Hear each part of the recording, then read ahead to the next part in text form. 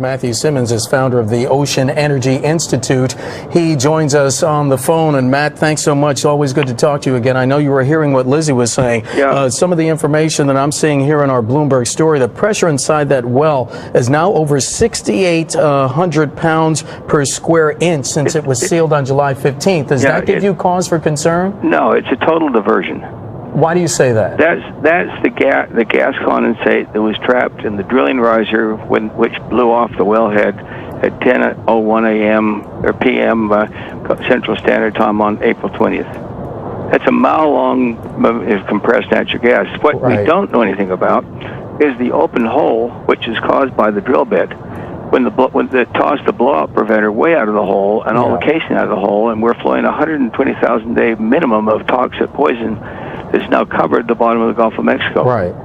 So what they're talking about is the biggest environmental cover-up ever, and they knew that well would that riser would finally deplete, and then they could say it's over, and unfortunately we now have killed the Gulf of Mexico. So, Matt, you're saying that this is Lizzie O'Leary. You're saying those pressure readings that they are saying are coming from inside that wellhead just aren't valid? They're the riser pipe. Right. It's attached to the rig floor. And you're saying that's simply a diversion from actually getting a decent reading down near... Some 5 to 10 miles away is what the NOAA research vessels have now proved is a deep oil lake that's growing by the day. And it's very toxic oil, and its gases are very lethal. And basically, if we have a hurricane now, we need to evacuate the Gulf Coast. And basically, if we have a hurricane now, we need to evacuate the Gulf Coast. All we know is the following, is that as soon as the fires erupted, the guy that was driving the Transocean rig courageously stayed at his joystick and drove the rig 1,600 feet away from the fire, so that 121 men could safely jump in the water and not burn to death before he burned to death.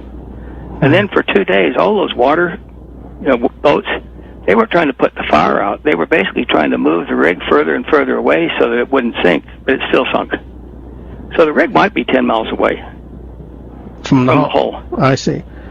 So you have this dangling mile-long, section that was packed with condensate.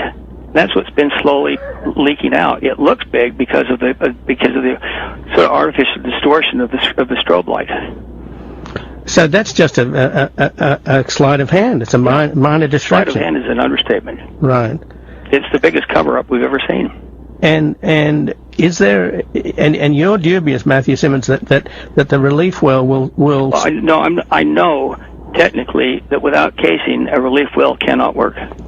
That much I know, but I'm trying to think about how they can continue this. The only thing we can do that's ever been technically done before in an instance like this is create a very small diameter, low-level nuclear device and insert it with a rod down 18,000 feet and set it off, and you fuse the rock into glass.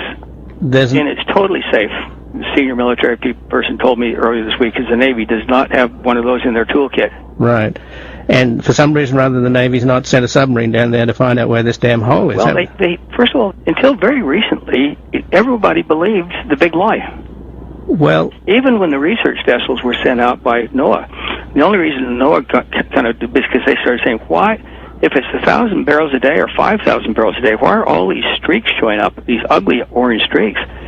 And when they sent the first 2 research vessels out, BP cried like a stuck pig, saying, there aren't any plumes. We've already searched that out. This is just a diversion from us actually correcting the riser leak.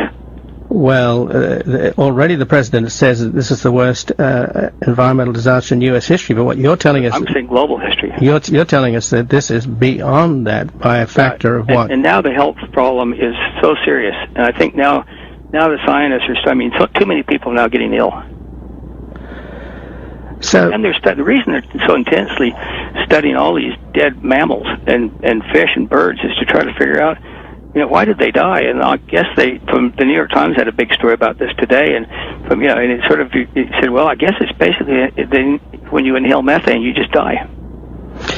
Well, I just find it extraordinary, though, Matthew Simmons, that we've had this sleight of hand, and now they've had, in this big theatrical announcement today, they've closed off this irrelevant little cap on this irrelevant leak.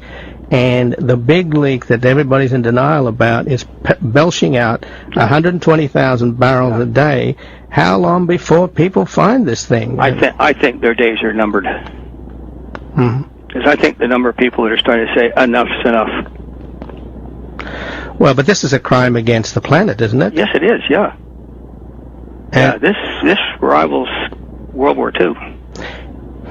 You know, there's an old adage that the cover-up is worse than the crime. Yeah.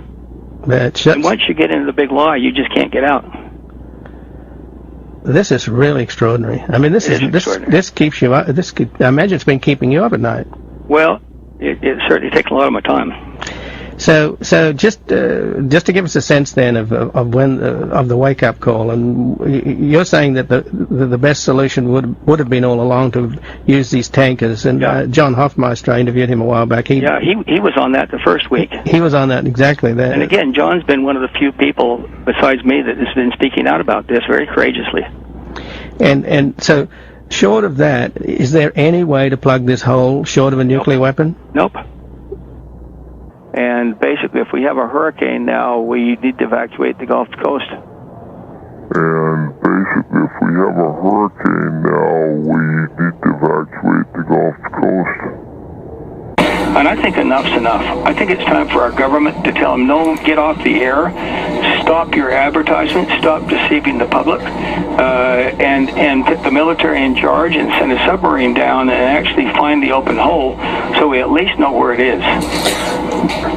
It couldn't be a 6-inch annular or 7-inch annular, even though it's a mile long, could not have basically covered the Gulf of Mexico with 400 to 500 feet of this toxic oil. Could not, period. But I guess the issue of acknowledging or denying the existence of the massive hole a few miles away as a result of the blowout. Well, if they acknowledged it, they'd go to jail, and their fortunes would be over, so they can't. It's the big lie. But are you suggesting the government is complicit in facilitating the lie, much as we saw with the financial industry? I don't think they're intentionally doing it. I think they're just basically confused because so many people keep saying BP is such a good company. I'm being told by one of my people I respect most in Washington, D.C., who's been a supporter of the oil and gas industry for 20 years, that 2/3 of his friends there think this is a green conspiracy to tar a great company, BP. That basically the 1,100 meters below the surface of the Gulf of Mexico is a 3 to 400 meter lake of very heavy oil that is spread so fast that it's covering potentially 40% of the Gulf of Mexico. Now, I believe when I was on your program 2 weeks ago, I said that it covered the extent of Maryland and Delaware. And at the rate of the speed of the flow, they're actually now predicting that it's 120,000 barrels a day. But more importantly, they're almost certain because of the lack of being able to detect where the wellbore was, because they could get within 3 miles of it. There's too much fire. There's no metal there, so the casing's gone. So with no casing, it's an open hole, and the only way we'll ever put it out is detonating something that will fuse the rock right above the oil column into glass, and the only way that anyone's ever done that is the 4 times the Soviets did that in the 70s with a very small bore nuclear device. So I think that's now our only option. And what do you think the administration would say to that option? Has anyone listened to you? Have you been able to put that suggestion forward? I mean, the administration is polling so many experts from so many different areas of science right now. I'd be very surprised if the administration doesn't know this now and is not preparing this response. Why aren't you confident about the relief well drilling? Because first of all, it's in the wrong place. And without any casing, it won't work. And you know, it's too bad that we didn't know, and I really sympathize with our government. I think BP had such a reputation of being the best experts in Deepwater. Well, it turns out that reputation wasn't warranted. We now know. We had a young guy that never even been on a Deepwater rig before who was telling the great people from Transocean who knew what they were doing to shut up. So that guy is in as hot a water as you can imagine, as is Tony Hayward. And I think the government, we will find, is going to take all their cash. And basically, if we have a hurricane now, we need to evacuate the Gulf Coast. And basically, if we have a hurricane now, we need to evacuate the Gulf Coast.